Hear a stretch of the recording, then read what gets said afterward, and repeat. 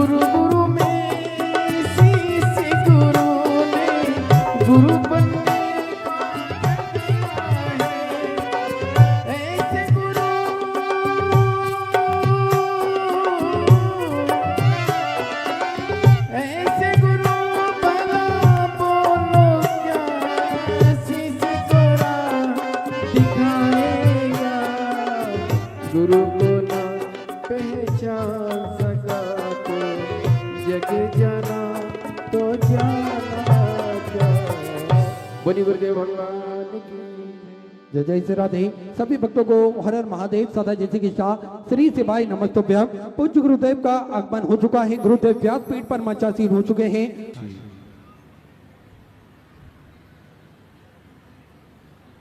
विश्वनाथ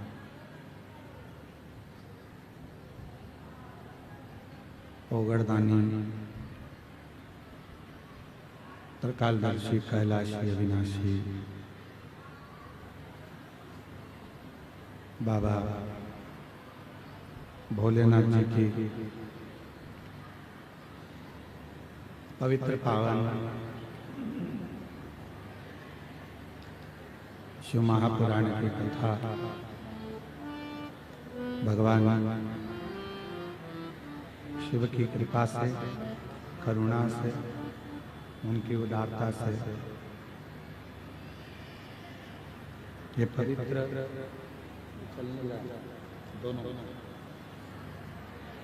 पवित्र पावन शिव कथा को श्रवण करने का सौभाग्य बाबा देवदेव महादेव की कृपा से, करुणा से, उनकी उदारता से आप और हमको प्राप्त हुआ है।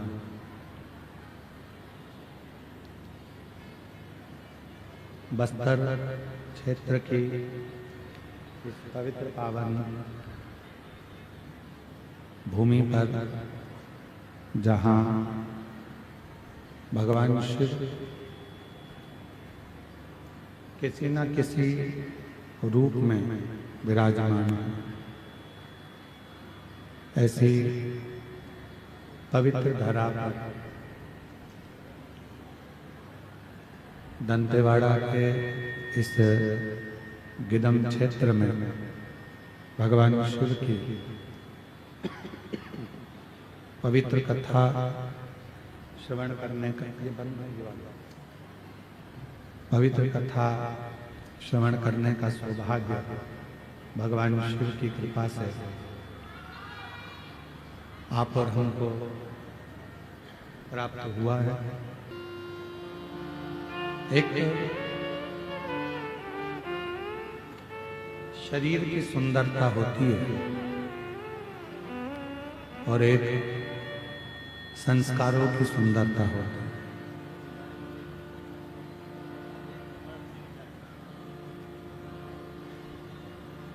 एक शरीर की सुंदरता है, एक संस्कारों की सुंदरता, दो सुंदरता है। नहीं आ रही आवाज, नहीं आ रही। स्पीकर चलाओ, स्पीकर। एक शरीर की सुंदरता है और एक संस्कारों की सुंदरता है। ये दो सुंदरता है।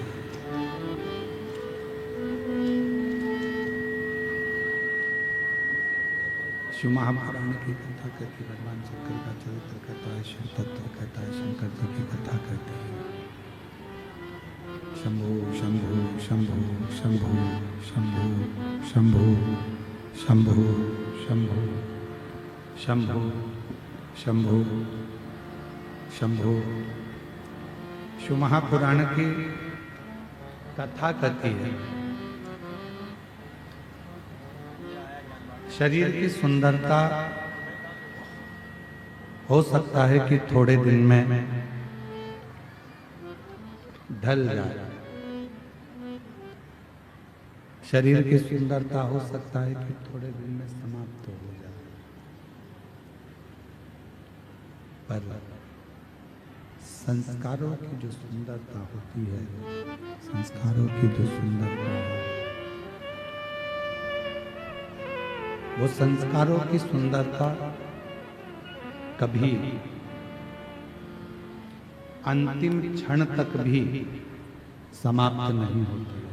प्रेशर बढ़ाओ, प्रेशर नहीं आ रहा है सभी जगह। शरीर की सुंदरता हो सकता है कि एक समय ऐसा आए कि वो शरीर की सुंदरता सब धरी की धरी रह जाए, पर शिव महापुराण की कथा कहती है संस्कारों की जो सुंदरता है, वो संस्कारों की सुंदरता कभी समाप्त नहीं, वो सुंदरता हमेशा रहती है, वो सुंदरता कभी समाप्त नहीं, कभी। इसलिए महापुराण की कथा कहती है, भगवान शंकर का चरित्र कहता है, शिव तत्व कहता है, शंकर भगवान का पवित्र चरित्र वर्णन कर रहा है, भगवान शंकर का पवित्र चरित्र कह रहा है। जितना बन सकता है अपने संस्कारों को प्रखर करने का प्रयास करें। ये शिव महापुराण की जो शुरुआत हुई, शिव महापुराण का जो प्रारंभ हुआ, वो 16 संस्कार से हुआ।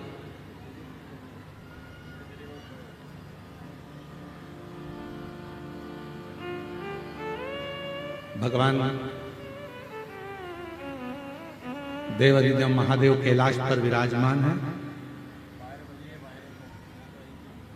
बिंदुक की धर्म पत्नी चंचुला देवी, और वो चंचुला देवी बिंदुक की धर्म पत्नी जो अपने पति की मुक्ति के लिए, पति के मोक्ष के लिए तुम रुका जी के पास में जाकर प्रार्थना करती है शिव महापुराण की। और विनय करती है, निवेदन करती है कि मेरे पति की मुक्ति हो जाए, मोक्ष हो जाए।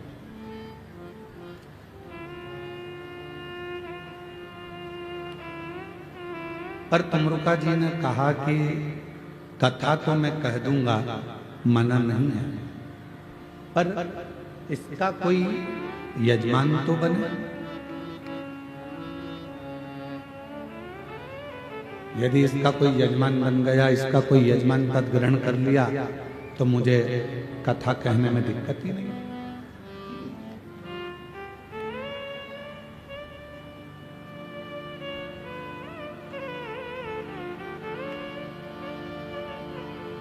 विजय प्रसाद जी तिवारी जी शिव महापुराण जब आप लेने के लिए आए थे कि हमारे बस्तर क्षेत्र में, दंतेवाड़ा क्षेत्र में शिव महापुराण की कथा होना चाहिए। हमारा क्षेत्र वनवासी और आदिवासियों का क्षेत्र है। तब आपने एक बात कही थी, हमने पूछा था कि ये कथा कौन करवाए, तो हमारे श्री विजय प्रसाद तिवारी जी बोले थे, गुरुजी मैं तो इस कथा को नहीं करा सकता, पर इतना जरूर है कि दंतेश्वरी माता इस कथा को अपने क्षेत्रवासियों के लिए जरूर।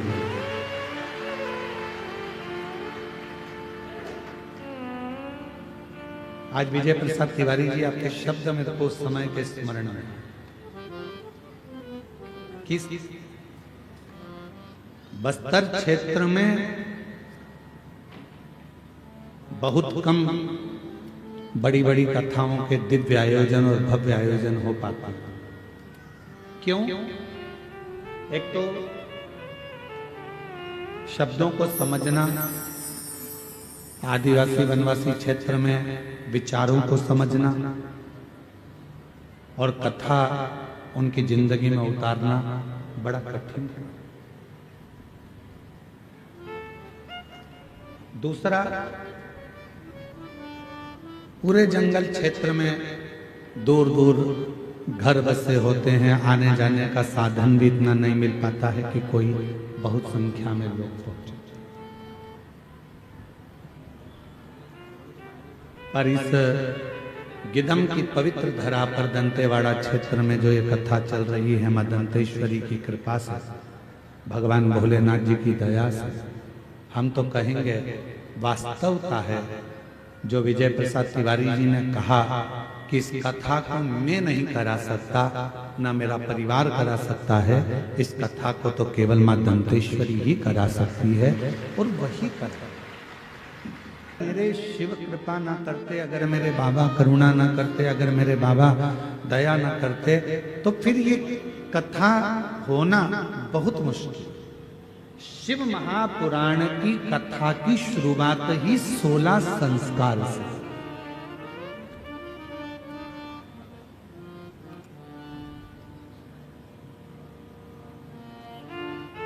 चंचला देवी कह रही है कि मेरे पति के लिए कथा सुनना। यजमान कौन बनेगा?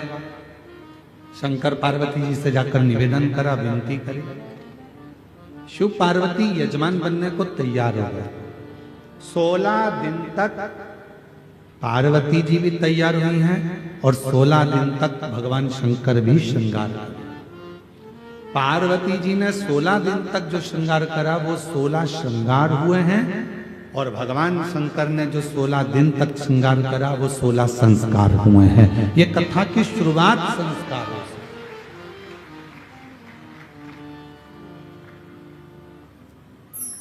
इसलिए शायद शिव महापुराण की कथा कहती है कि शरीर से ज्यादा सुंदरता संस्कारों में होती है।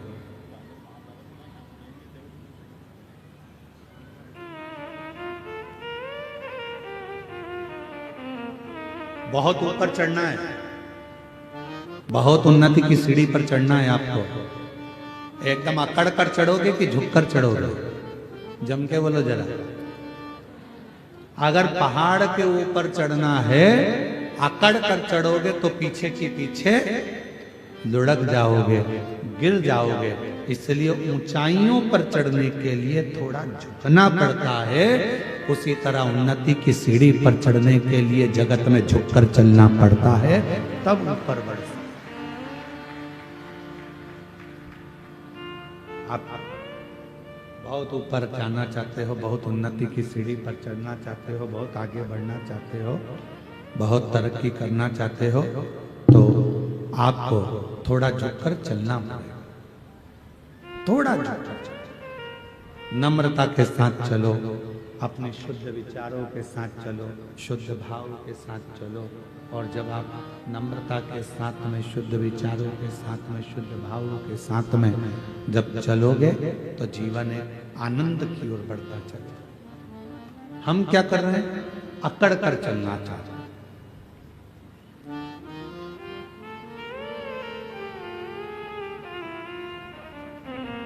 ये जितनी अकड़ की चीजें हैं ना, ये बहुत दर्द देती है। ये पांव ज्यादा अकड़ते हैं तो दर्द देते हैं, हाथ अकड़ते हैं तो दर्द देते हैं, ये पीठ अकड़ती है तो दर्द देती है, पंजा अकड़ता है तो दर्द देता है।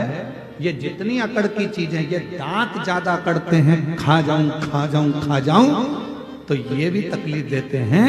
संसार में जितनी अकड़ की चीजें हैं, ये सब तकलीफ देने वाली हैं। और जिसने अपनी जिंदगी में नम्रता धारण कर ली, वो कभी तकलीफ नहीं देती। जैसे हमारी जिह्वा नम्रता रखती है, नम्र भाव रखती है, इसलिए वो कष्ट नहीं देती है, वो कष्टता नहीं देती,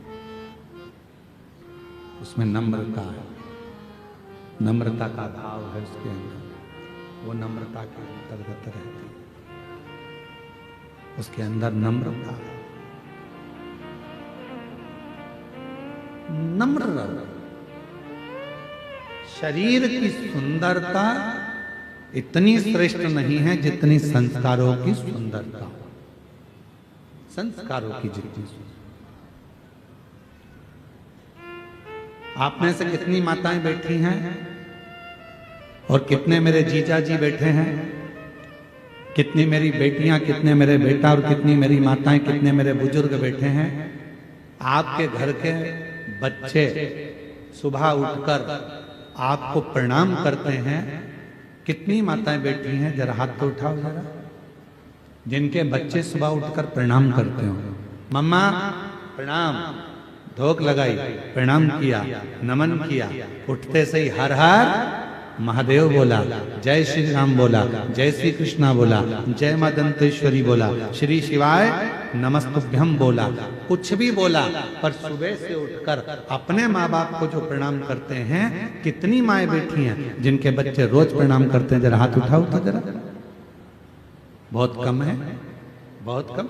रखो हाथ नीचे। आज से नियम बनाओ, अपने बच्चों को थोड़ा झुकाना चालू करो। जो बांस, जो बांबू गीला होता है, नम होता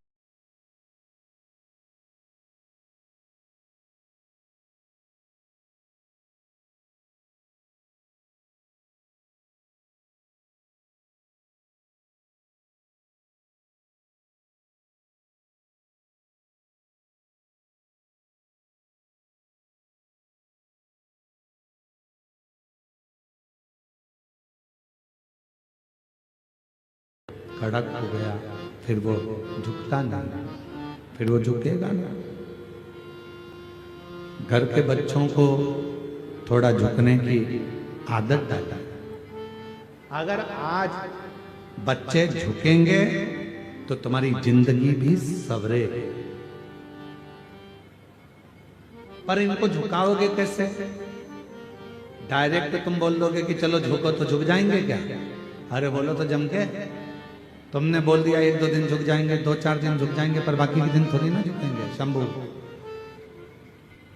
तुमने डायरेक्ट कह दिया कि झुक जाओ, तो क्या वो झुकेंगे? नहीं। इसके लिए क्या करना पड़ेगा? एक कथा आती है, एक माता पिता ने अपने बच्चे से कहा, सुन आज गुरुजी आएंगे, प्रणाम करना। बच्चे ने कहा, जी मम्मा मैं प्रणाम करूंगा। गुरुजी आ गए।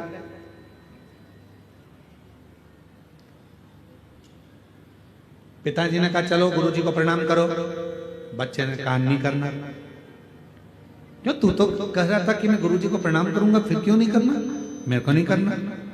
पिताजी ने समझाया, बेटा अपने गुरुजी हैं प्रणाम कर, नहीं कर रहा। पिताजी ने 2 थप्पड़ दिए रखकर, अपने गुरुजी और प्रणाम नहीं कर रहा, नहीं कर।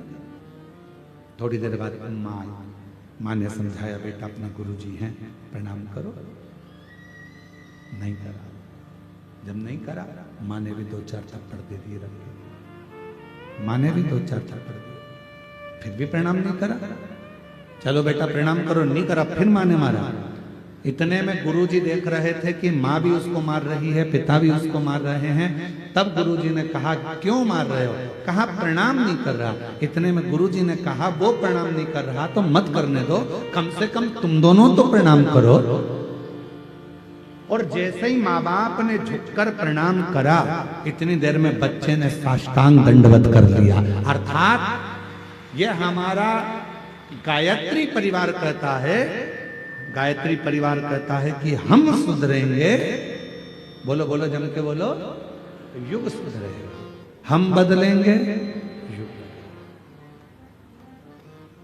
कब बदलोगे?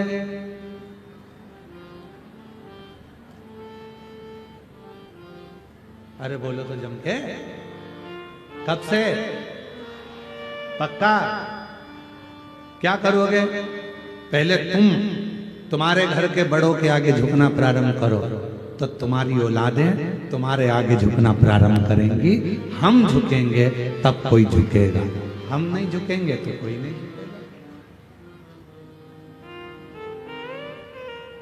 थोड़ा हमको झुकना पड़ेगा, थोड़ा हमको।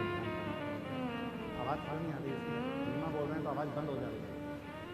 धीमा बोलने पर आवाज बंद हो रही है, फिर चिल्ला के बोलना पड़ेगा ना पूरी तरह से।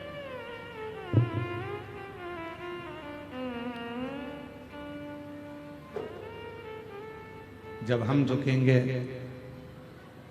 तो आने वाली पीढ़ी झुकेगी, और हम नहीं झुकेंगे तो वो झुकने वाली नहीं। इसलिए शरीर और संस्कार दोनों ही बड़े प्रबल हैं। शरीर की सुंदरता से ज्यादा जरूरी है संस्कारों की सुंदरता।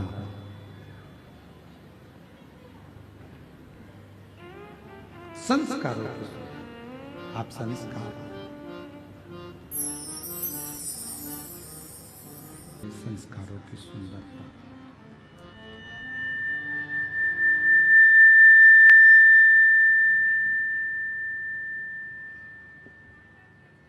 और जब संस्कारों की सुंदरता बढ़ती है,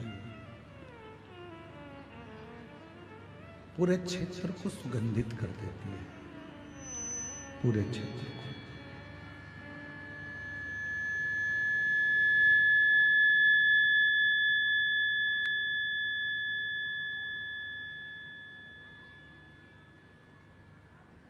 संस्कारों की सुंदरता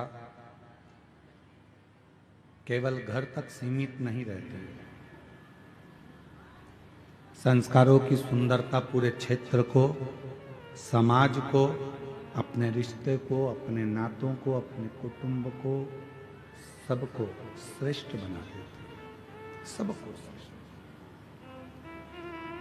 देखिएगा जरा महापुराण का एक कितना सुंदर व्याख्यान है। सूर्यदेव के पुत्र हैं श्री शनि महाराज, और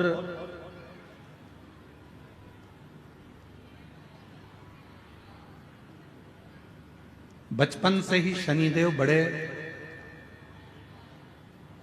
क्रोधी रहे, बहुत क्रोध उनके अंदर रहा, बहुत। कुछ भी देखते थे गुस्सा कर देते थे, कुछ भी बोल देते थे। अब धीरे धीरे धीरे धीरे शनिदेव महाराज का स्वरूप बढ़ता चलेगा। कभी माता को अपशब्द कह देते, कभी पिता को अपशब्द कह देते, कभी भाई को अपशब्द कह देते, कभी बहन को अपशब्द कह देते। किसी न किसी रूप में वो एक दूसरे को कुछ ना कुछ बोल देते। इतनी उद्दंडता बाबा शनि महाराज जी कर देते थे, माता पिता से ऐसा ऐसा कह देते थे कि माता पिता के हृदय में भी कछोटपन उत्पन्न हो जाता था। कोई देवता शनिदेव को सम्मान नहीं देते, कोई भी। पंडाल की आवाज बढ़ाओ। कोई देवता शनिदेव को सम्मान नहीं दे पाते थे,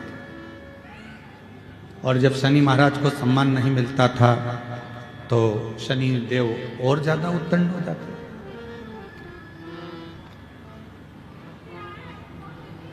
अब केवल शनि महाराज की कथा मत सुनो, अपने घर के बच्चों को भी देखो।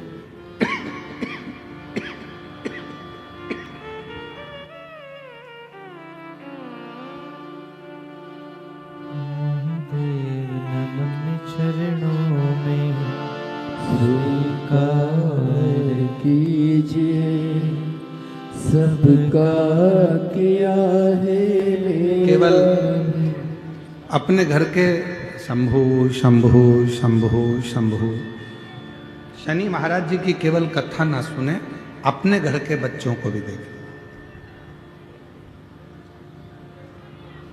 पूरे घर में कोई कोई बच्चे ऐसे भी होते हैं जो बहुत उद्दंडी होते हैं।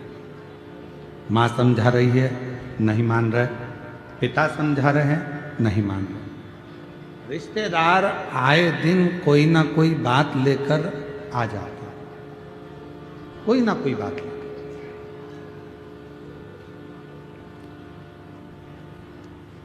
कोई ना कोई खबर लेकर रिश्तेदार आ जाते हैं। अब उस बच्चे पे एक समय ऐसा आता है, ना माँ ध्यान देती है, ना पिता ध्यान देते हैं, ना कोई रिश्तेदार ध्यान देता है। सबको मालूम है कि ये उद्दंडी है, उस पर लोग ध्यान देना बंद कर देते हैं।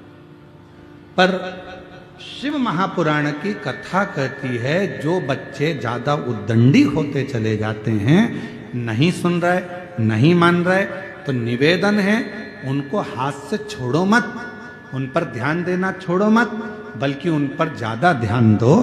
और होता है, हमने कई स्कूलों में देखा है, जो अच्छे पढ़ने वाले बच्चे होते हैं, अच्छे पढ़ने वाले बच्चे होते हैं, बहुत विद्वान बच्चे होते हैं, तो उनको सबसे आगे वाली रो में रखते हैं। बोलो बोलो, सही है कि गलत है? आप देखिए बड़े बड़े स्कूलों में, प्राइवेट स्कूलों में, अन्य स्कूलों में, जो बच्चे पढ़ने में सबसे ज्यादा होशियार हैं उनको सबसे आगे की लाइन में रखा जाता है। फिर उससे जो पढ़ने में थोड़े कमजोर हैं उनको पीछे की लाइन में रखते हैं। फिर उससे भी ज़्यादा जो पढ़ने में कमजोर है उसको तीसरी लाइन में रखते हैं। फिर उससे भी ज़्यादा जो कमजोर हैं उसको लास्ट आखिरी की लाइन में रखते हैं। बोलो जम के, सही है कि गलत है? पर होना क्या चाहिए? जो पढ़ने में होशियार है, पहले से उसमें बुद्धि अच्छी है, तो उसको तुम्हारे ध्यान केंद्रित करने की जरूरत ही नहीं है, इसको करो पीछे। और जो पढ़ने में होशियार नहीं है, जो जानता नहीं है, जो पढ़ना जानता नहीं है, उसको रखो आगे। तो टीचर हो तुम, बार बार टोकोगे, समझाओगे, देखोगे, ध्यान दोगे, तो जो नहीं पढ़ने वाला भी है वो भी एक दिन पढ़कर अव्वल निकल सकता है, आगे बढ़ सकता है। पर टीचरों ने करा क्या? एक उल्टी रीति अपनाई। जो पढ़ने में होशियार है ए नंबर में, जो पढ़ने में कम होशियार है वो बी नंबर में, जो पढ़ने में और कम होशियार है वो सी नंबर में, और जो पढ़ने में एकदम गड़बड़ है वो डी नंबर में। सबसे आखिरी में उसको बिठाया जो पढ़ने में होशियार है ही नहीं।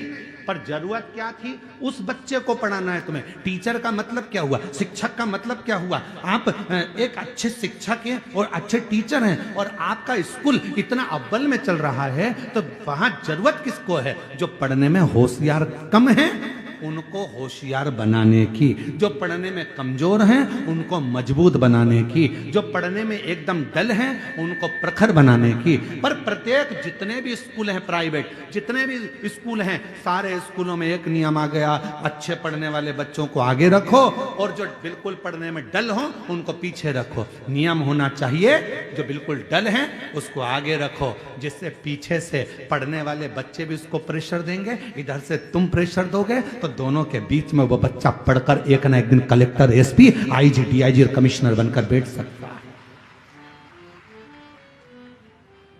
पर हमारे स्कूलों में दूसरा क्रम कर दिया, पढ़ने वाला सबसे आ गया, वो तो पहले से ही पढ़ने में होशियार है, तो उसको तो तुम्हें कुछ बताने की जरूरत ही नहीं पड़ेगी। शिक्षक को, टीचर को मेहनत किसके साथ करना पड़ती है? जो एकदम डल है, पढ़ने में कमजोर है, उसके लिए जरूरत है।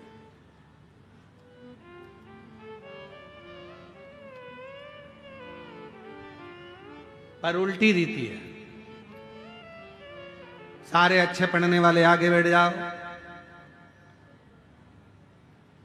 खुश। अब जो बिल्कुल डल है, पढ़ने में कमजोर है, वो पीछे क्या करेगा? उसको तो मालूम है सर इसी को रिस्पांस दे रहा है, इसी को आगे देख रहा है, इसी को स्टूडेंट का सब करता धरता बना दिया, इसी से पूछते हैं, इसी को बताते हैं, इसी को लिखाते हैं, इसी को आगे करते हैं, तो वो बच्चा और उद्दंड होते चले जाता है, फिर वो पढ़ता भी नहीं है, ध्यान भी नहीं देता। ये शिक्षक की जरूरत है कि उस बच्चे को अव्वल कैसे बनाना है, ये शिक्षक की जरूरत है, उसको श्रेष्ठ कैसे बनाना है, ये शिक्षक की जरूरत है, उसको उज्जवल कैसे बनाना है, उसके भाग्य को कैसे प्रबल करना है, कैसे उज्जवल बनाना है, ये शिक्षक।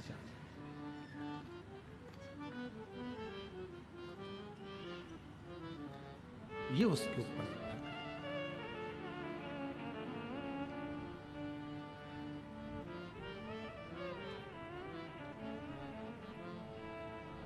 स्कूल में एडमिशन देना है, क्या आता है तुम्हारे बच्चे को? क्या आता है तुम्हारे बच्चे को? माँ बोलना आता है, पिता बोलना आता है, नमन करना आता है, प्रणाम करना आता है, संस्कारों में ढला हुआ है। इसको और कुछ सिखाया है? स्कूल में लेकर आए हैं, आप इसको जो सिखाएंगे मेरा बच्चा वो सीखेगा और एक ना एक दिन उच्च अधिकारी बनकर विराजमान जरूर होगा, ये निश्चित है। आप मेहनत तो करो। आप और हम मेहनत नहीं कर पा रहे। आज का जमाना इतना विचित्र है कि हर व्यक्ति को सब कुछ रेडी चाहिए, एकदम बना हुआ, सब रेडी। शादी में भी लोग कब जाते हैं? एक दूसरे को फोन लगाकर पूछ लेते हैं, एक दूसरे को फोन लगाकर पूछते हैं, क्यों रिसेप्शन चालू हो गया क्या? पार्टी चालू हो गई क्या? अब उनको ये मतलब नहीं है कि दूल्हा आया कि नहीं आया, दुल्हन आई कि नहीं आई, वरमाला हुई कि नहीं, कौन आया कौन नहीं आया, कौन समझा कौन नहीं समझा, उसे कोई मतलब नहीं है कि कौन आ रहा है कौन नहीं आ रहा है, कौन वरमाला हो रही है कौन रिश्तेदार है, उसे कोई मतलब नहीं। उसको तो एक ही चीज, क्यों रिसेप्शन चालू हो गया क्या, भोजन चालू हो गया क्या, सब रेडी मिल जाए तो व्यक्ति वहां पहुंच जाए। माता पूजन में जाना है, नवरात्र देवी जी का पूजन है, शादी में माता पूजने के लिए जाना है, क्यों फोन लगा के पूछेंगे, क्यों बाहर निकल गए क्या, माता पूजन चालू हो गई क्या, बैंड बाजे चल दिया क्या, बस एकदम रेडी होना चाहिए तो चल दिए। हर व्यक्ति को, बच्चों को क्या चाहिए, पापा तुम हमारे लिए ये दुकान डाला दो, मम्मी तुम हमारे लिए ये कर दो, बहू कहती है मम्मी तुम हमारे लिए ये कर दो, मम्मी मेरा हाथ का हार बना दो, मम्मी मेरी पाटली बना दो, पापा मेरे लिए ये कर दो।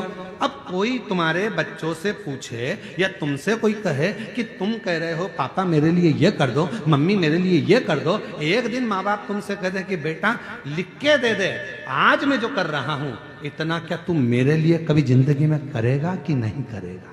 तू भी तो लिख कर दे कि इतना कर पाएगा जो मैंने करा, मैंने तुझे पढ़ाया लिखाया अव्वल बनाया सब कुछ करा, अपनी पूरी जिंदगी लगा दी, क्या तुम मुझे बुढ़ापे में नमन करेगा, प्रणाम करेगा, साष्टांग करेगा, मेरा कहना मानेगा, ये मेरे पद चिन्हों पर चलेगा? ये तेरे ऊपर निर्भर करता।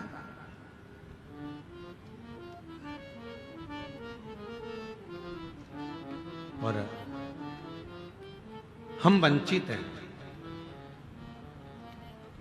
वंचित।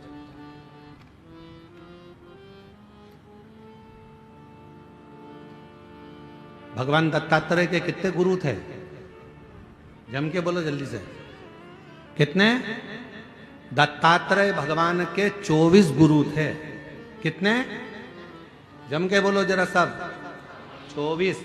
उस 24 गुरु में से दत्तात्रेय भगवान ने एक वैश्या को भी गुरु बनाया था, पिंगला।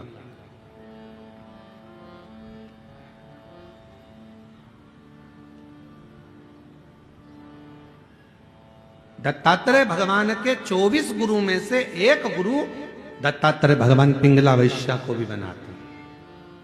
पूछा दत्तात्रेय भगवान से कि ये आपने पिंगला को गुरु क्यों बना लिया? आपके 24 गुरु में से पिंगला को गुरु आपने बनाया? हाँ, क्यों? दत्तात्रेय भगवान ने कहा, एक बार ये पिंगला मुझे दिखी और मैंने इस पिंगला को देखा, ये श्रृंगार कर कर, तैयार होकर, श्रृंगारित होकर शाम के समय दरवाजे पर जाकर बैठ गई।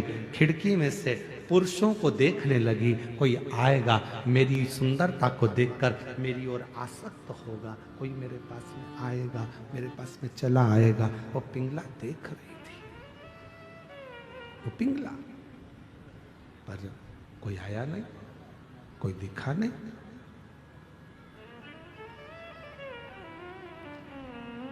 एक दिन निकल गया, दूसरा दिन आया, दूसरे दिन भी कोई नहीं पहुंचा, कोई नहीं।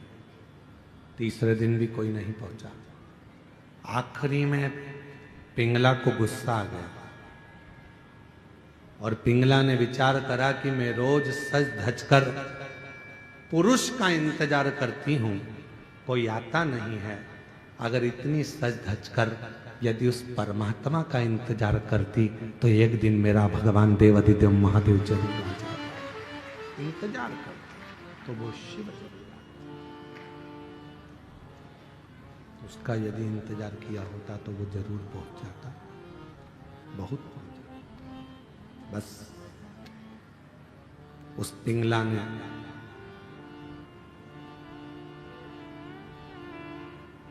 वेश्यालय को छोड़ दिया, बैठ गई एक नदी के तट पर और देव अधिदेव महादेव की आराधना में डूब गई, साधना में डूब गई। अब वो पुरुष को अपनी ओर नहीं खींच रही है, अब वो पुरुष को अपनी ओर लेकर नहीं आ रही, अब वो परमात्मा को अपनी ओर लेकर आ रही।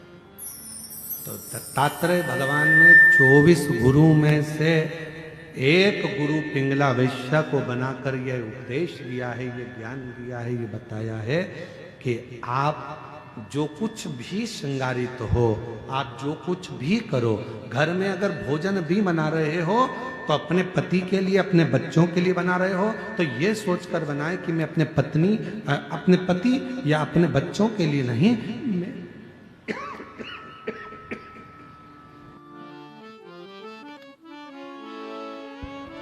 मैं देवाधिदेव महादेव के लिए बना रही हूं, मैं भगवान देवाधिदेव महादेव के लिए भोजन बना रही हूं, मैं भगवान शंकर के लिए भोजन बना रही हूं,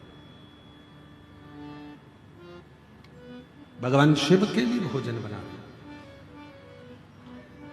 वस्त्र तैयार कर रहे हो, ये मानकर करो कि मैं भगवान के लिए कर रही हूं। पहनेंगे तुम्हारे पति, पहनेंगे तुम्हारे बच्चे, पर तैयार किसके लिए कर रहे हो? भगवान के लिए। भोजन किसके लिए बना रहे हो? भगवान के लिए। कपड़े किसके लिए सिला रहे हो? भगवान के लिए। और यहां तक शिव पुराण कहती है, आप अपने लिए अगर कोई साड़ी भी खरीद रहे हो तो ये सोचकर मत खरीदो कि मेरे लिए खरीद रही हूं, ये सोचो मेरे भीतर जो माँ दंतेश्वरी माता मेरे अंदर विराजमान है, मेरी माँ पार्वती बैठी है, ये साड़ी मैं उसके लिए खरीद रही हूं, मैं पहनूंगी पर माँ प्रसन्न हो जाए।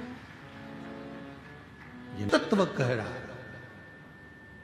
24 गुरु में से दत्तात्रेय भगवान ने एक गुरु पिंगला वैश्या को भी बनाया, और पिंगला वैश्या को गुरु बनाया और उससे भी ज्ञान प्राप्त किया कि ईश्वर को भजो, सत्याग ईश्वर। तो शास्त्र कहता है धन कमाना सरल है, पैसा कमाना सरल है। किसी के यहां जाकर मेहनत करोगे 200-500 रुपए दे देगा, कोई दुकान पर काम करोगे 200-500 रुपए दे देगा, हमाली करोगे 200-500 रुपए मिल जाएगा। शिव महापुराण की कथा कहती है पैसा कमाना सरल है, पर पुण्य कमाना दुनिया का सबसे कठिन काम है।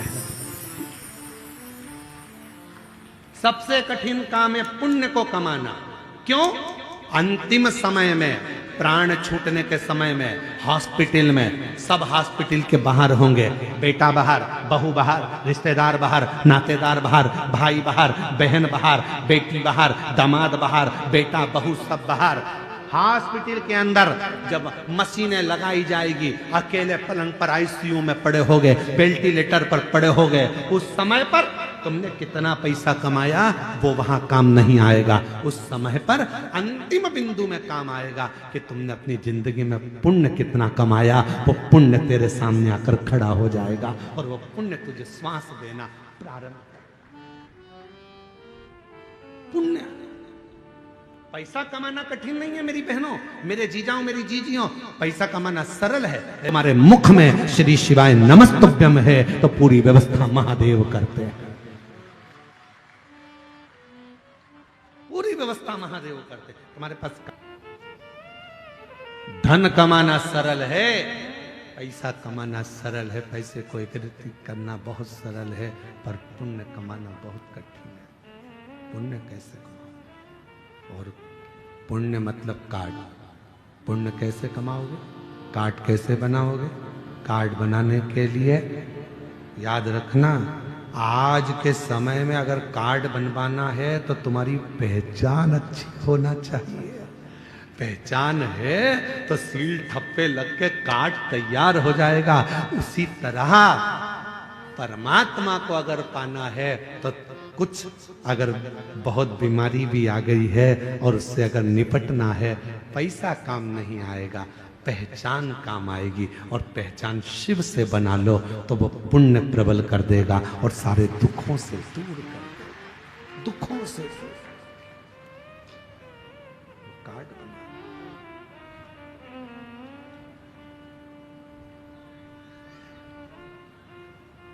बहुत दिन हो गए शिव से बिछड़े, बहुत दिन हो भोले से बिछड़े, भोले से बिछड़े, शंभू से बिछड़े, भोले से बिछड़े, शंभू से बिछड़े, भोले से बिछड़े, शंभू से बिछड़े, भोले से बिछड़े, शंभू से बिछड़े, बहुत दिन हो गए भोले से बिछड़े, बहुत दिन हो गए भोले से बिछड़े, बहुत दिन हो गए भोले से बिछड़े, बहुत दिन हो गए भोले से बिछड़े। पैसा मूल नहीं है,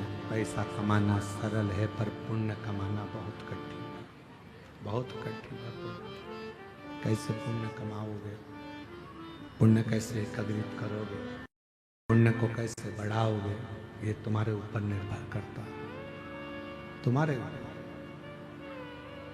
बहुत कठिन है पुण्य कमाना, पुण्य एकत्रित करना।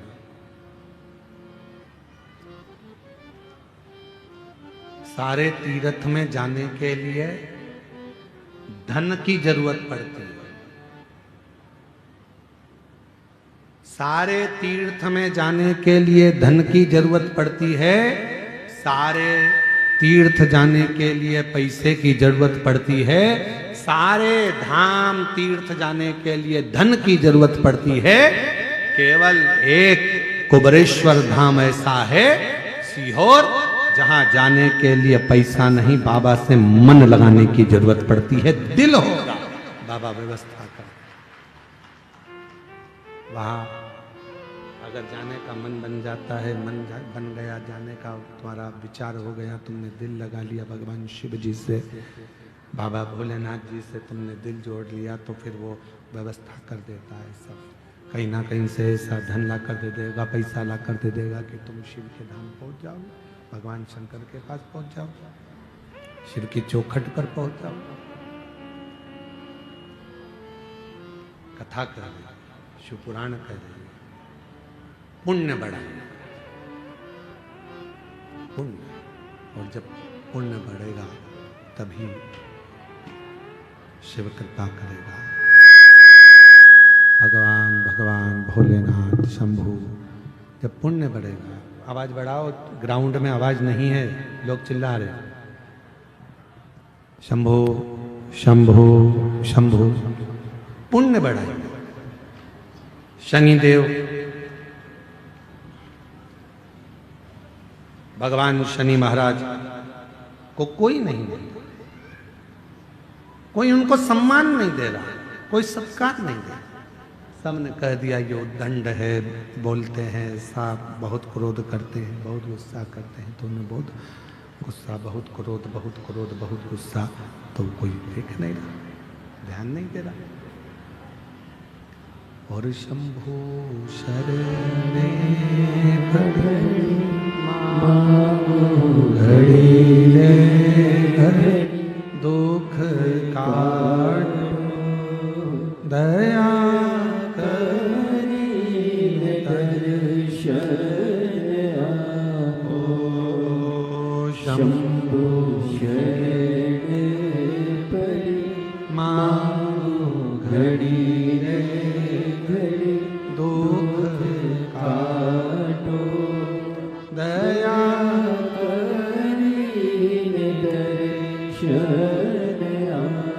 शनि महाराज उद्दंडी हो गए, और इतने उद्दंड शंकर शनि महाराज, कोई देवता उनको नहीं गिर रहा, कोई भी नहीं। तो क्या शनि महाराज को कोई पूछे ना, कोई कुछ बोले ना? इतनी उद्दंडता समझ नहीं आई। कोई नहीं पूछता, कोई नहीं बोलता। पर शनि महाराज जब उद्दंडित कर रहे, कोई पूछ नहीं रहा, कोई बोल नहीं रहा। शंभू शरणे पड़ी मांगो घड़ी रे घड़ी दुख काटो दया करी दर्शन आपो। शंभू शरणे पड़ी मांगो घड़ी रे घड़ी दुख काटो दया करी दर्शन आपो। शनि महाराज ने उद्दंडता करी, इतनी उद्दंडता करी, कोई देवता उनको पूछ नहीं। अब शनि महाराज ने विचार कर लिया कि यदि कोई पूछ नहीं रहा, कोई जान नहीं रहा, तो शनि महाराज ने तब सूर्य नारायण भगवान के कहने पर, भगवान सूर्य नारायण के बोलने पर शंकर भगवान की आराधना और साधना करना प्रारंभ किया, शिव किया। और याद रखना, जिस बच्चे को लोग नकार देते हैं, जिस बच्चे को लोग पूछना बंद कर देते हैं, जिस बच्चे का लोग सम्मान नहीं करते हैं, जिस बच्चे का लोग सत्कार नहीं करते हैं, सेट हो गया, थोड़ा आवाज बढ़ा दो। जिस बच्चे को लोग सम्मान नहीं देते, सत्कार नहीं देते, आदर नहीं करते, सम्मान नहीं देते, एक दिन तुम्हारे घर का इतिहास वही बच्चा रचकर बताता है। वही बच्चा, एक दिन तुम्हारे घर का पूरा इतिहास वही बच्चा रचकर बताता है। बस ठीक है, थोड़ा प्रेशर बढ़ा दो बस हल्का सा। वही बच्चा तुम्हारे घर का इतिहास रचा, वही बच्चा। अपनी बहनों में भी देखो, जिस बहन को लोग अच्छा नहीं मानते, ये कोई काम की नहीं है, इसको कुछ नहीं आता, ये ऐसी है, जिसको पूरे घर के लोगों ने नकारा, उसका ससुराल इतना जोरदार मिलता है कि लोग भी देखते रह जाते हैं, बहन का ससुराल इतना, वो तो ऐसी है, दिखने में भी अच्छी नहीं लगती है और रंग भी सांवरा है और ना उसको ये आता है ना वो आता है। मैं तो इतनी पढ़ी लिखी, मैं इतनी एजुकेटेड, और मालूम पड़े तेरे को मिल गया जो मिलना था भैरू महाराज, और उसको क्यों? क्योंकि वो उसको सबने नकारा, उसको किसी ने नहीं दिया, उसको किसी ने आदर नहीं दिया, सम्मान नहीं दिया, पर उसको उसके अंदर निष्कपट भाव था, वो ईर्ष्या नहीं रखती थी, उसके अंदर कोई ईर्ष्या का काम नहीं था, तो वो भगवान के भजन में और भगवान की भक्ति में डूबी रहती थी, उसको कोई मतलब नहीं था। और वही हुआ, आखिरी में उसको परमात्मा ने साथ दे दिया, आखिरी में भगवान ने उसको साथ दे दिया, आखिरी में परमात्मा उसका साथ।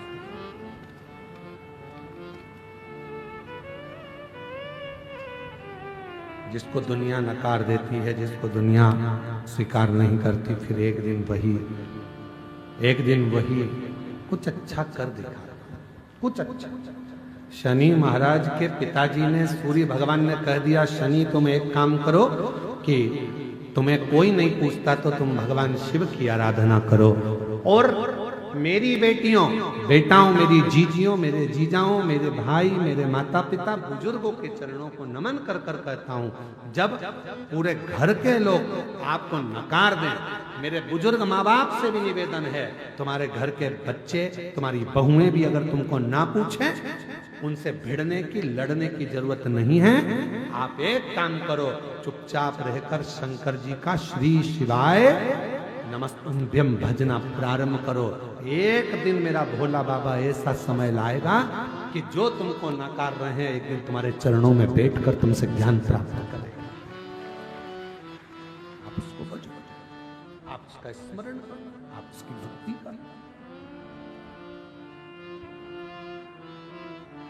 बोलबम का नारा है, प्रेशर बढ़ाओ, प्रेशर बस, बाकी साउंड सिस्टम ठीक है, प्रेशर बढ़ा दो, बाहर का भी और अंदर का। बाकी के आप उस पर बस छोड़ दो, उस परमात्मा पर सर्वस्व छोड़ दो, वो संभाल। बहुत दिन हो गए भोले से बिछड़े, बहुत दिन हो गए भोले से बिछड़े, भोले से बिछड़े, शंभू से बिछड़े, भोले से बिछड़े, शंभू से बिछड़े, बहुत दिन हो गए भोले से बिछड़े, बहुत दिन हो गए भोले से बिछड़े। मेरे भोले बाबा को सांप ही भावे, मेरे भोले बाबा को सांप ही भावे, मेरे भोले बाबा को सांप ही भावे, मेरे भोले बाबा को सांप ही भावे। बहुत दिन हो गए सांप को देखे, बहुत दिन हो गए सांप को देखे, बहुत दिन हो गए भोले से बिछड़े, बहुत दिन हो गए भोले से बिछड़े। बस उससे प्रार्थना करना प्रारंभ कर दो, फिर वो स्वीकार कर लेगा, फिर वो स्वीकार। और मेरे बच्चों, जो जितने छोटे छोटे बच्चे बैठे हुए हैं, जितनी मेरी बेटियां छोटी बैठी हुई हैं, तुमको घर के लोग नकार दें, ये किसी काम की नहीं, इसको थोड़ा सा भी काम बताओ तो करती नहीं है, इसको कुछ भी बोलो करता नहीं है, सब नकार रहे हैं, सब अपशब्द कह रहे हैं। तुम टेंशन मत लेना, बाबा के आश्रित होकर उसकी भक्ति करना। बाल्य अवस्था से शनि महाराज ने शंकर भगवान की अविरल भक्ति करना प्रारंभ कर दिया। शिव की भक्ति के बिना शनि महाराज एक पल नहीं रहते। 12 ज्योतिर्लिंग में एक ज्योतिर्लिंग काशी का विश्वनाथ मेरे शनि महाराज ने स्थापित करा है। इतनी अविरल भक्ति शनि महाराज की शिव के प्रति, इतनी अविरल भक्ति।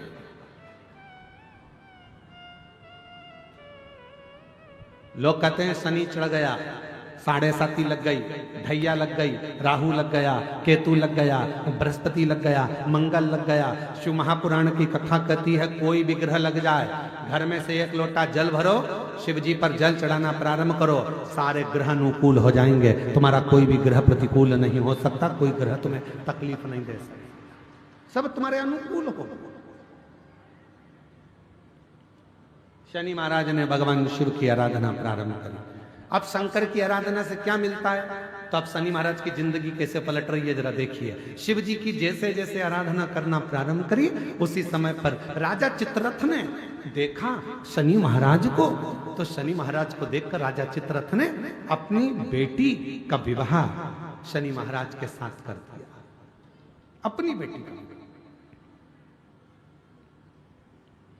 और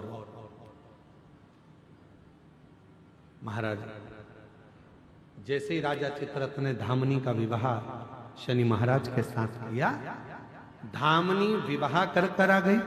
शिव की कृपा किसको कहते हैं? शंकर भगवान की करुणा किसको कहते हैं? शिव महापुराण की कथा कहती है कई लोगों में नए नए तरह के लोग भ्रम उत्पन्न कर देते हैं। हमने देखा है कई कई गांवों में ऐसा भ्रम उत्पन्न कर देते हैं, कुंवारी लड़की शंकर जी के सामने मत जाना, कुंवारा लड़का शिव जी को जल चढ़ाने मत बैठना, कुंवारी लड़की शिवलिंग पर ये मत चढ़ाना, कुंवारा लड़का शंकर जी पे ये मत चढ़ाना। शिव महापुराण की कथा कहती है कुबेर जी महाराज कुंवारे थे, जिन्होंने आराधना करी तो कुबेर का सिंहासन मिल गया। ध्यान रखना, लंकापति रावण जब मंदोदरी से शादी नहीं करे, कुंवारे थे, शिव की आराधना करी तो सोने की लंका मिल गई। जरा विचार करना, कुंवारी अवस्था में जो कन्या, जो वर, जो स्त्री, जो पुरुष बाल्य अवस्था से ही, कुंवारी अवस्था से ही शंकर के शिवलिंग की आराधना करते हैं, शंकर के शिवलिंग पे जल चढ़ाते हैं, पूजन करते हैं, उनकी जिंदगी में कभी उनको डूबना नहीं पड़ता, कभी वो परेशान नहीं रहते। विवाह होने के बाद भी सुख की जिंदगी जीते, दुख की जिंदगी नहीं।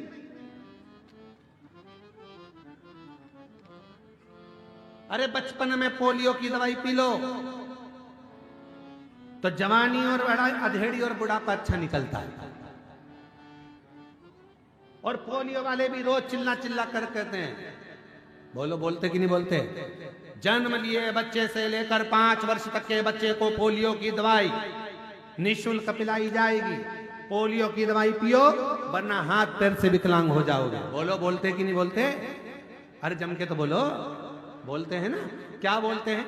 जन्म लिए बच्चे से लेकर 5 वर्ष तक के बच्चे को पोलियो की दवाई निःशुल्क पिलाई जाएगी, नहीं पियोगे तो हाथ पैर के विकलांग हो जाओगे। उसी तरह शिव महापुराण भी कहती है जिसका जन्म नहीं हुआ, जो गर्भ में पड़ा है, गर्भ में जो बैठा है, उससे लेकर जो मर रहा है उस तक के व्यक्ति को शिव पुराण की कथा सुनाई जाएगी।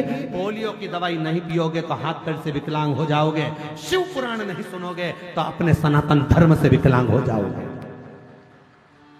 सनातन धर्म तक नहीं पहुंच पाओगे, उसको समझ नहीं पाओगे, अपने संस्कारों को नहीं जान पाओगे, अपने सनातन भाव को नहीं समझ पाओगे, और अन्यथा एक दिन टूट कर गिर जाओगे, कहीं अन्य धर्मों में पहुंच जाओगे।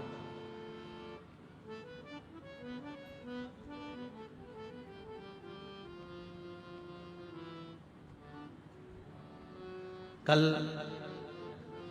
हमारे तिवारी जी किसी को मिलाने के लिए लेकर आए थे शाम के समय, तो उनमें से एक व्यक्ति ने प्रश्न किया,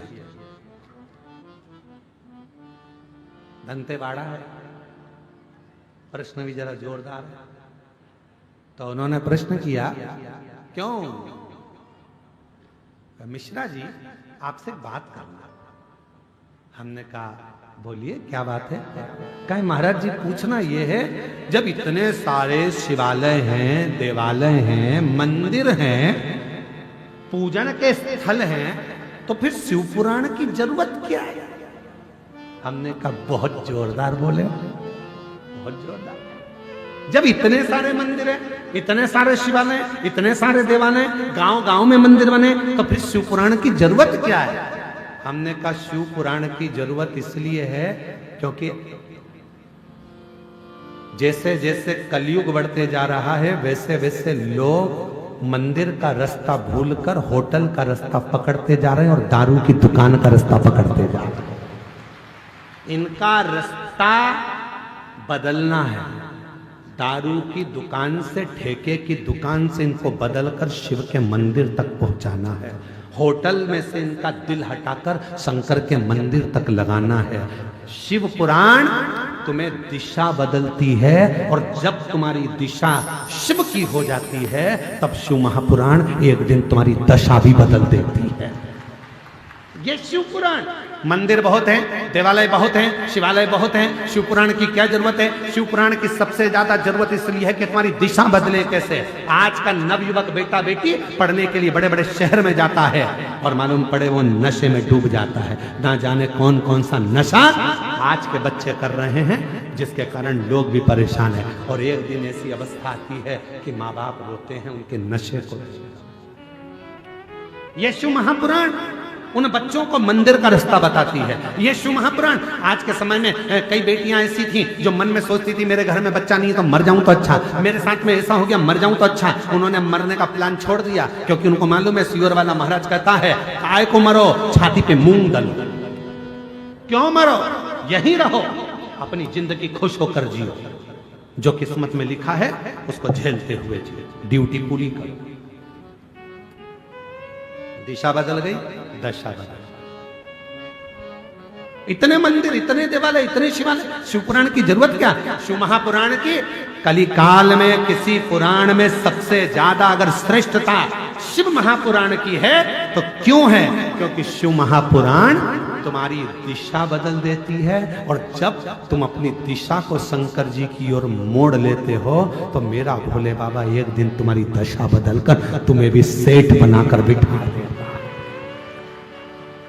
कोई जल्दी बनता है, कोई लेट बनता है। शंकर को जल चढ़ाने वाला एक दिन सेठ जरूर बनता है।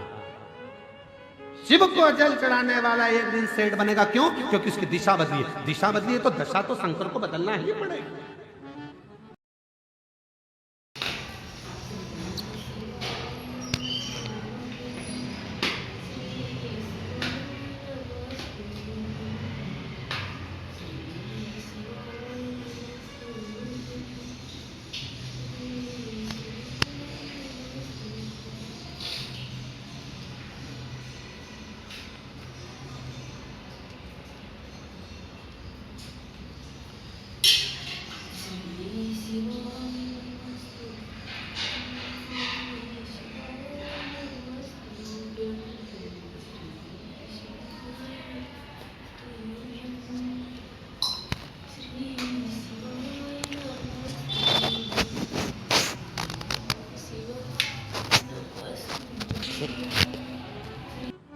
शिव जी को दशा बदलना पड़ेगी। अगर दिशा तुमने बदली तो बदले।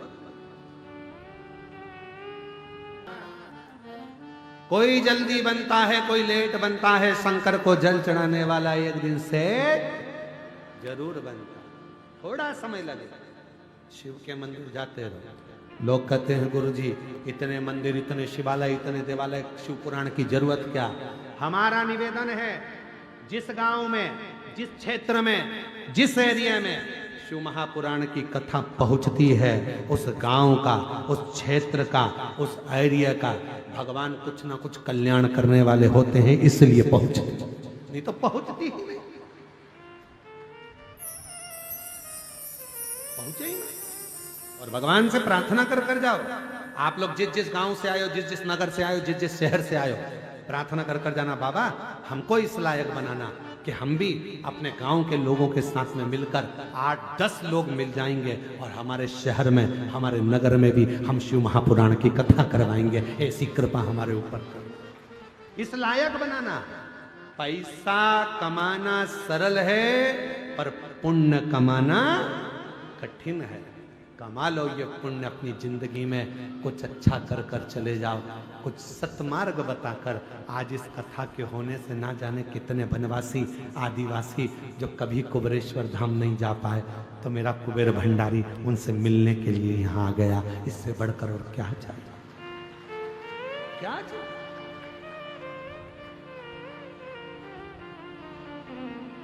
विजय प्रसाद जी, बहुत बहुत साधुवाद है आपकी। इतनी, जब आप हमसे मिलने के लिए आए थे तो आपकी अवस्था देखकर लगा था कि आप कथा कैसे कराएंगे। साधुता देता हूं, आपने न जाने कितने लोगों को प्रेरणा दे दी। एक बार आओ मेरे पास में, इधर आओ, उठ के आओ इधर, आओ इधर। हाँ धीरे से उठो, हाँ इधर उठ के।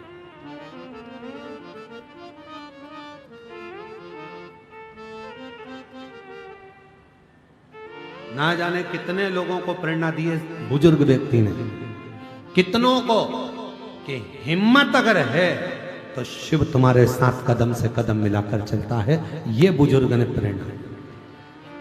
ये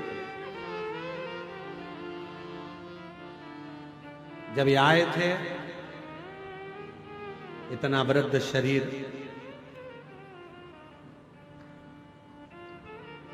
एक बात आप लोगों को बताएं, उत्तर दें।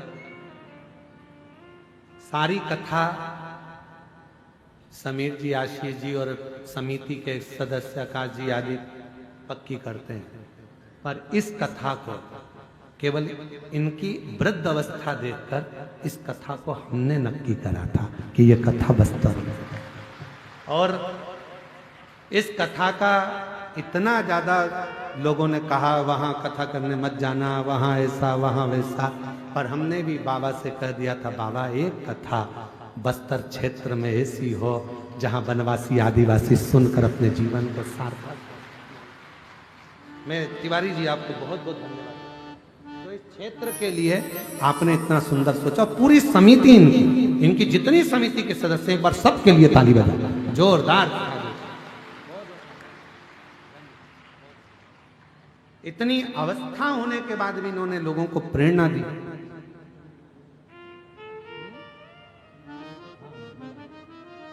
इतनी वृद्ध अवस्था होने के बाद भी आए थे कथा लेने। बहुत बहुत बहुत। और पिता के मन में भाव आया और बेटे और बहुओं ने भी आगे रहकर, मैं इनके पुत्र और पुत्र वधुओं को भी धन्यवाद देता हूँ। ऐसी बहु धन्य है जिन्होंने अपना मायका और ससुराल दोनों को कृतार्थ कर दिया, कह दिया पापा का मन है कथा करवा। ऐसे बेटे भी धन्य है जिन्होंने तुरंत कह दिया पापा कथा करवा, खूब आराम से आनंद में। धन्यता है। पैसा कमाना सरल है पर पुण्य कमाना कठिन, बहुत कठिन। कैसे कमाओ उस पुण्य कमाना। इसलिए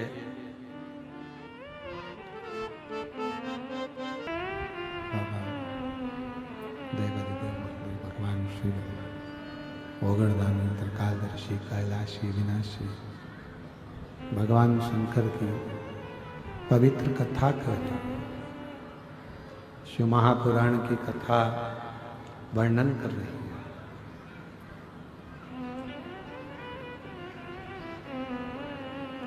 शनि महाराज ने सूर्य नारायण भगवान के कहने पर शिव की साधना करना प्रारंभ। अब भगवान शंकर भगवान की साधना कोई साधारण है क्या? कहते हैं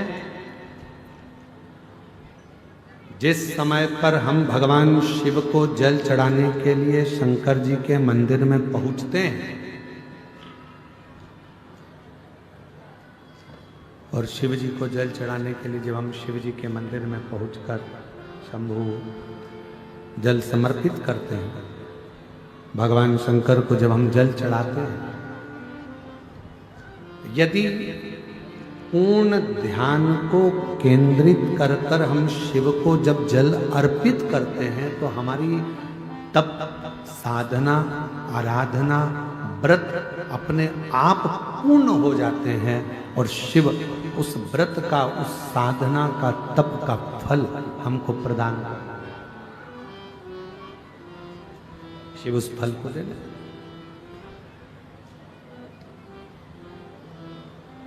बोल बम का नारा है, जम के बोलो जरा, बोल बम का नारा है, सारी समस्या का हल, श्री शिवाय नमस्ते। शनि महाराज ने नियम बना लिया शिव जी की आराधना करने का, साधना करने का, पूजन करने का, और इतनी तप साधना में शनि महाराज जी डूब गए कि भगवान ने उन पर कृपा करना प्रारंभ कर दी। जिसने शिव की दिशा को स्वीकार कर लिया, जिसने भगवान शंकर की दिशा को स्वीकार कर लिया, जो शिव की दिशा की ओर अग्रण्य हो गया, मेरे भोले बाबा ने एक ना एक दिन उसकी दशा को बदल दिया। दशा को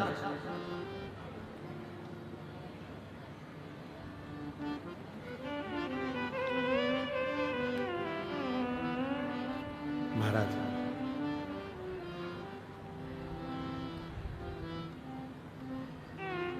शिव जी ने कृपा करना प्रारंभ कर दिया। राजा चित्ररथ ने शनि महाराज जी को देखा और शनि महाराज जी को देखकर राजा चित्ररथ ने अपनी कन्या धामनी का विवाह शनि महाराज के साथ पक्का कर दिया। अब शिव जी की कृपा जब होती है तो धीरे धीरे धीरे धीरे भोले बाबा जब हाथ पकड़ते हैं तो धीरे धीरे धीरे धीरे उसको उन्नति की सीढ़ी पर चढ़ाते हैं। अब देखिएगा, जब धामनी के साथ में विवाह हो गया, शंकर शनि महाराज जी विवाह कर आ भी गए। शंभु शंभु शंभु शंभु शंभु शंभु शंभु। विवाह कर कर डिले कम कर दो, आवाज क्लियर कर दो, परिसर बढ़ा दो। शंभु शंभु।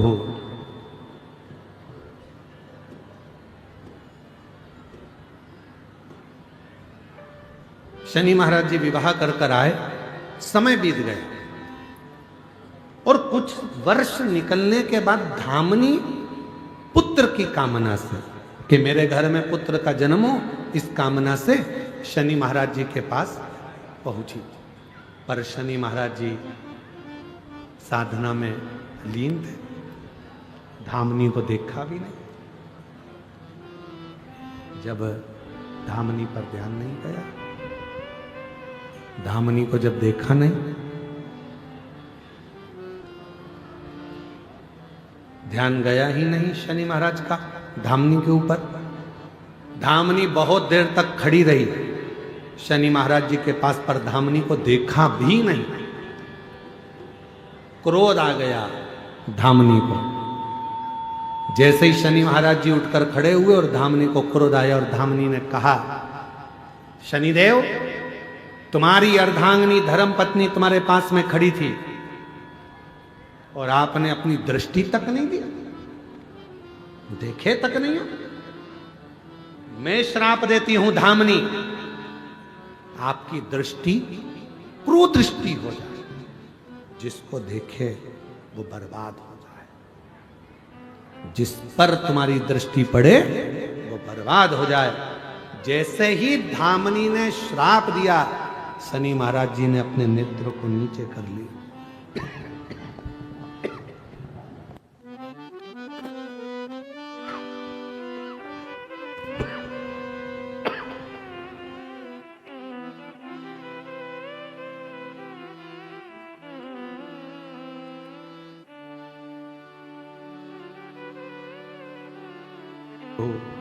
शंभो शंभो शंभो शंभो शंभो। शनि महाराज जी ने अपनी दृष्टि को नीचे कर लिया और जैसी दृष्टि नीचे हुई,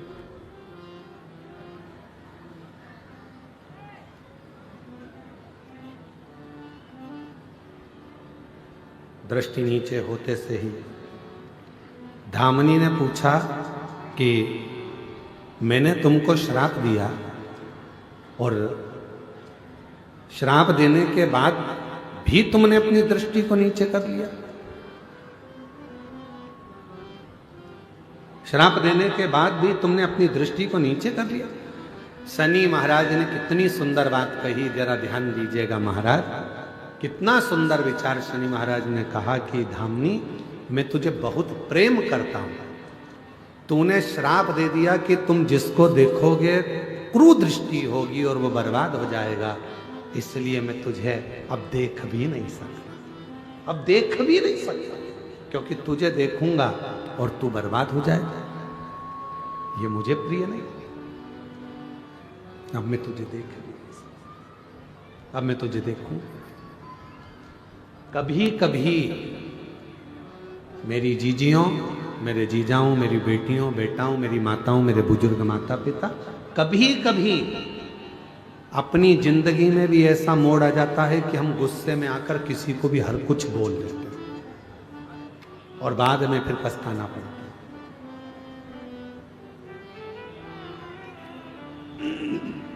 कुछ भी। कई माताएं तो अपने आप को कोसती रहती हैं। हमने कई जीजियों को देखा है, वो अपने आप को कोसती हैं, जरा सा भी दुख आया ना अपने आप को कोसने लगती हैं। भगवान ना जाने कहां ऐसों से पाला पड़ा, मेरी तो जिंदगी बर्बाद हो गई है, भगवान ऐसी नरक की जिंदगी जी रहा, अपने आप को कोस रहे। हे भगवान, काय का जीवन दे दिया, हे भगवान तूने मुझे ऐसा बना दिया, हे भगवान किस घर में मेरी शादी कर दी, हे भगवान ऐसा पति मिल गया, हे भगवान ऐसी पत्नी मिल गई, हे भगवान ऐसे बच्चे मिल गए। कभी कभी माताएं अपने बच्चों को भी कोसती हैं, बैठ बैठ ऐसी औलाद पैदा करी भगवान, में तो परेशान हो गए, अपने आप को कोस रहे, अपने आप। क्यों कोसना?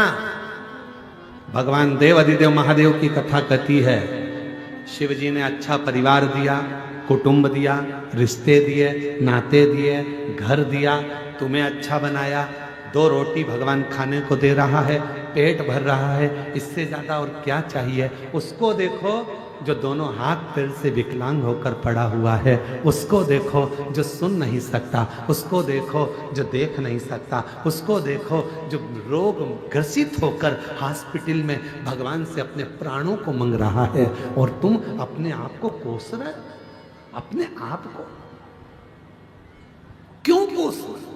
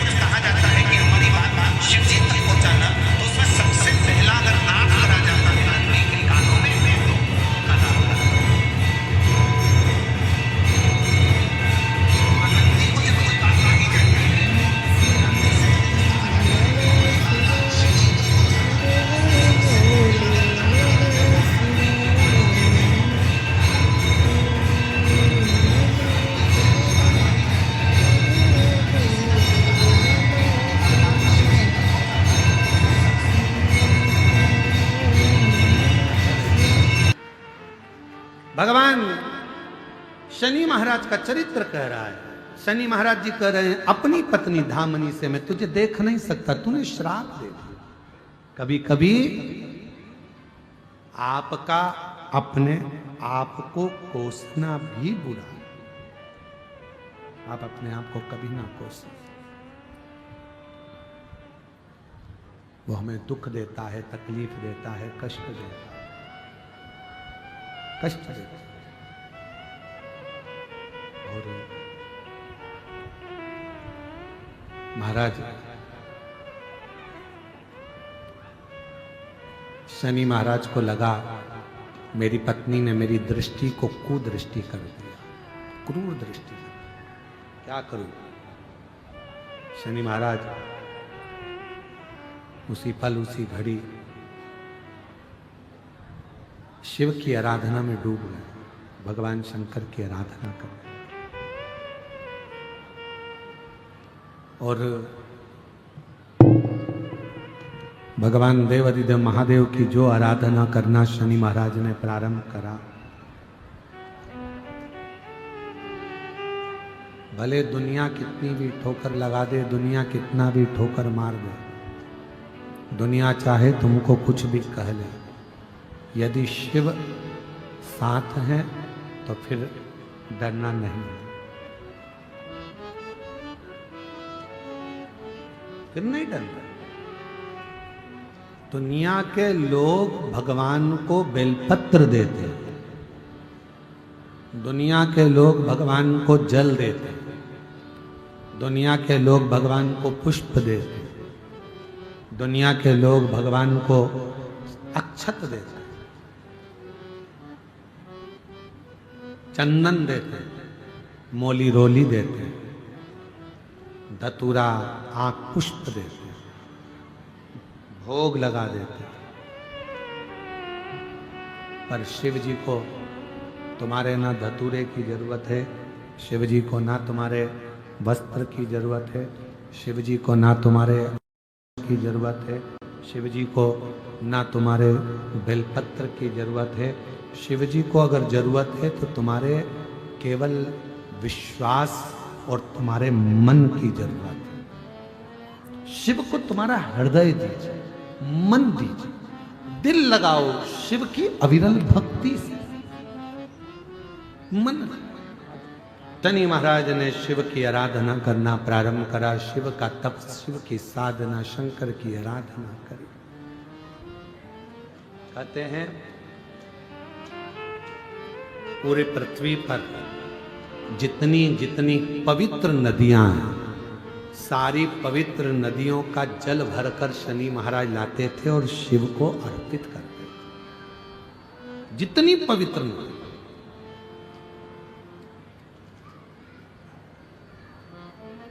लोग कहते हैं कि कावड़ यात्रा में हम जाते हैं सीहोर कुबरेश्वर धाम पर कावड़ भरते हैं, सीहोर की कावड़ इतनी सफलता देती है, सीहोर की कावड़ इतनी उन्नति देती है। कारण केवल कावड़ तुम नहीं भरते, भगवान परशुराम जी ने कावड़ भरी, लंकापति रावण ने कावड़ भरी, शनि महाराज जी ने कावड़ भरी, स्वयं बुद्ध ने कावड़ भरी, कावड़ स्वयं बृहस्पति कावड़ भरते हैं। ऐसा कोई ग्रह नहीं जिसने कावड़ न भरी हो, चाहे मंगल देव हो, बुद्ध देव हो, चाहे जो बृहस्पति देव, सभी, केवल तुम नहीं, सभी। शनि महाराज पवित्र पवित्र नदियों के तट पर जाते हैं, जल लाते हैं, चढ़ाते हैं।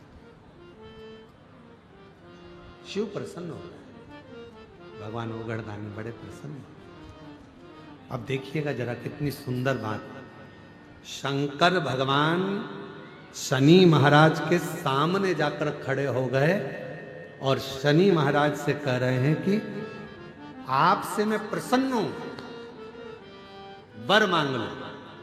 शनि महाराज नीचे दृष्टि करे हुए थे, अपने नेत्र को ऊपर नहीं करा, क्योंकि पत्नी का श्राप है, तुम्हारी दृष्टि कुदृष्टि हो जाएगी। नेत्र ऊपर नहीं करते शनि महाराज। शिवजी ने शनि महाराज से कहा, शनिदेव क्या बात है, हम तुम्हारे सामने खड़े हैं और तुम हमको देख भी नहीं रहे, आप दर्शन भी नहीं कर रहे, फिर आपने मुझे जल क्यों चढ़ाया जब आप दर्शन ही ना करो तो? शनि महाराज नीचे दृष्टि कर कर शंकर भगवान को हाथ जोड़कर कहते हैं, भोले बाबा मैं आपको नहीं देख सकता, क्योंकि मेरी धर्म पत्नी ने मुझे श्राप दिया है कि तुम जिसको देखोगे वो बर्बाद हो जाएगा, उस पर कुदृष्टि का असर हो जाएगा, इसलिए मैं आपको देख नहीं सकता। शंकर भगवान कहने लगे, शनि महाराज चिंता मत करो, आप मुझे देखो, केवल आपने मुझे देख ही लिया तो तुम्हारी कुदृष्टि भी सुदृष्टि हो जाएगी, क्यों चिंता कर, आप मुझे देखो। शनि महाराज ने कहा आप पर कुदृष्टि का असर नहीं होगा। शंकर भगवान कहने लगे, आप केवल दर्शन करो, और जो शनि महाराज ने भगवान देवाधिदेव महादेव पर पूर्ण दृष्टि से जो दर्शन किया, शिव जी ने वर दे दिया। शनिदेव मैं तुम्हें वर प्रदान करता हूं, अभी तक लोग तुमको गिनते नहीं, बुलाते नहीं, जानते नहीं, अपशब्द कहते थे, तुम्हारा जगह जगह लोगों ने भले अपमान किया हो, धर्म पत्नी ने भी अपमान किया हो, पर मैं वर देता हूं, सारे देवताओं में ग्रहों के न्याय देवता बनकर तुम स्थापित होगे और न्याय देव के रूप में पूजे जाओ। ग्रहों का न्याय तुम करोगे, तुम शनिदेव, मैं तुम्हें वर देता हूं। तुम्हारी पत्नी ने श्राप दिया कि तुम कुदृष्टि दोगे उन पर जो गलत करेंगे। पर सुनो शनिदेव, अगर कोई भूल से भी मेरे शिवालय में आकर, शंकर के मंदिर में आकर शिवलिंग पर अगर कोई जल चढ़ाएगा, उस पर तुम्हारी कितनी भी कुदृष्टि हो वो सुदृष्टि हो जाएगी, अच्छी दृष्टि हो जाएगी, उस पर दोष नहीं लगेगा। शिव की पूजन करने वाले पर शनि का ना तो ढैया लगता है, ना 7.5 लगता, ना शनि वक्री होता।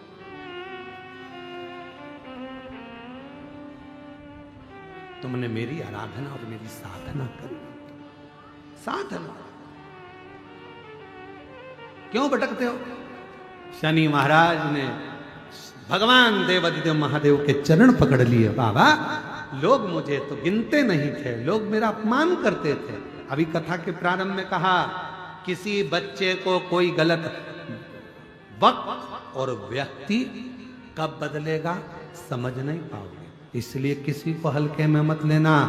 आज वही शनि महाराज जिनको लोग कहते थे ये उद्दंड हैं, क्रोधी हैं, ये हैं, वो हैं, आज उन्हीं शनि महाराज के लोग हाथ जोड़ते हैं।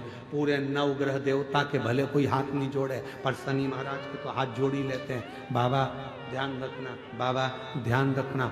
जैसे कोई बाल्टी लेके आया शनि महाराज की, भले कुछ नहीं हो तो 1 रुपया चढ़ा देते हैं, भैया ध्यान रखना। शनि महाराज कितनी कृपा, और किसने कृपा करी शनि महाराज का? शनि देव पर अगर किसी ने कृपा करी है तो देव अधिदेव महादेव ने कृपा करी है, वो शिव कृपा करता। जैसे विदल और उत्पल नाम के असुर का संहार माता पार्वती ने करा कुंद फेंक कर, और शिव जी का नाम कुंद केश्वर हुआ। भगवान कुंद केश्वर आ रहे हैं, जोरदार ताली बजाकर स्वागत करिए भगवान श्री कुंद केश्वर जी का। और 2 दिन की कथा और रही है, कल कथा का 6ठा दिन रहेगा। कल कथा की शिवरात्रि कहते हैं, और परसों के दिन कथा सुबह 8 बजे से 11 बजे पूर्ण हो जाएगी। बड़े भाव के साथ 2 दिन की कथा का और लाभ लें। कल कथा यही 2 बजे से 5 बजे तक रहेगी, और परसों की कथा सुबह 8 बजे से 11 बजे तक रहेगी। हर हर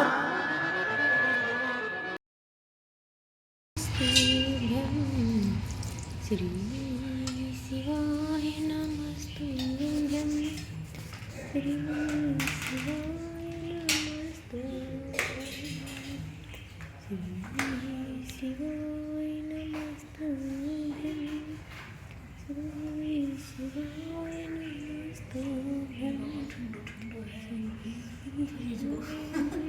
नमस्तुभ्यं, श्री शिवाय नमस्तुभ्यं, श्री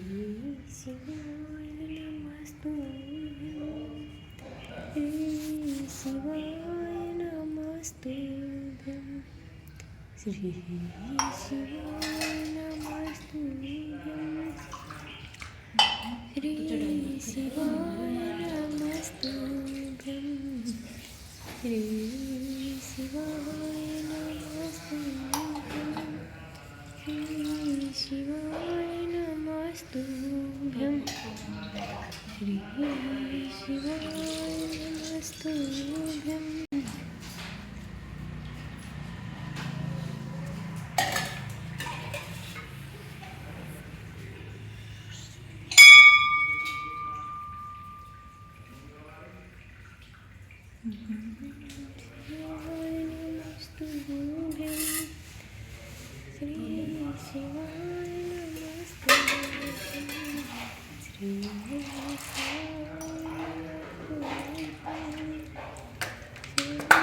शिवाय नमस्तुभ्यं, श्री शिवाय नमस्तुभ्यं।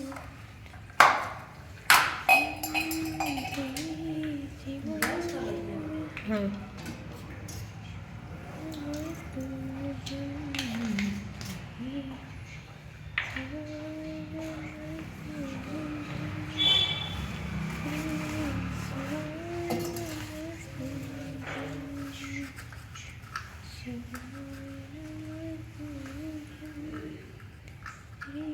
शिवाय नमस्तु